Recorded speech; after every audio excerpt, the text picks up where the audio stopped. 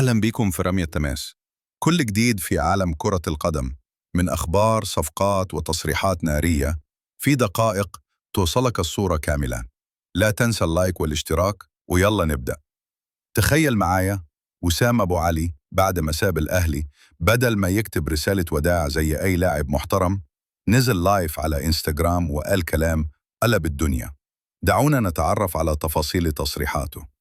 أنا تعبت من الصمت وقررت أتكلم بعد ما خلصت علاقتي رسميا مع الأهلي.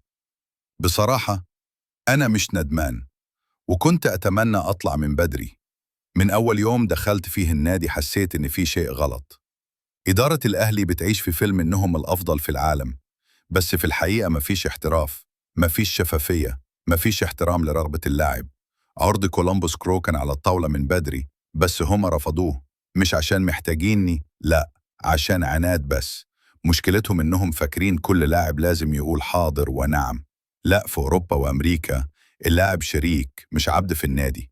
أما الجمهور بصراحة عاطفي بزيادة.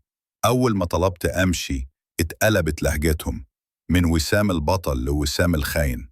الجمهور قلب الدنيا. الترند رقم 1 هاشتاج وسام خاين. الكل بيسأل ازاي لاعب كان محبوب يتحول لهدام. مفيش حد سأل نفسه يمكن في مشكلة حقيقية. مش كل من لابس قميص الأهلي لازم يعيش في سجن. أنا لاعب محترف، مش أسير جمهور متقلب. وصلت أمريكا، لقيت فرق السما والأرض.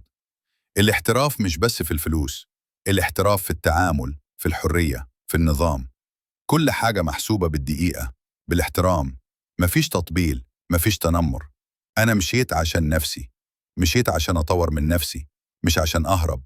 واللي بيقول وسام باع الأهلي، أقول له لا، الأهلي هو اللي خسر وسام. واللي زعلان من كلامي، أنا بقول الحقيقة، مش هرجع في كلامي، ومش محتاج أعتذر. أنا حر، واللي مش عاجبه يتفرج عليا وأنا بكبر بعيد عن الأهلي. بس السيناريو ده بيعلمنا حاجة. أحياناً لاعب واحد بكلمة ممكن يولع الدنيا، لكن لما في احترام متبادل كل الناس بتفضل ذكرك حلوة. اكتبوا في التعليقات، هل فعلاً إدارة الأهلي مظلومة في القصص دي؟ ولا في حاجة ورا الكواليس ما نعرفهاش؟ ما تنساش تشترك في القناة وتفعل الجرس، علشان دايماً نغوص ورا الكواليس.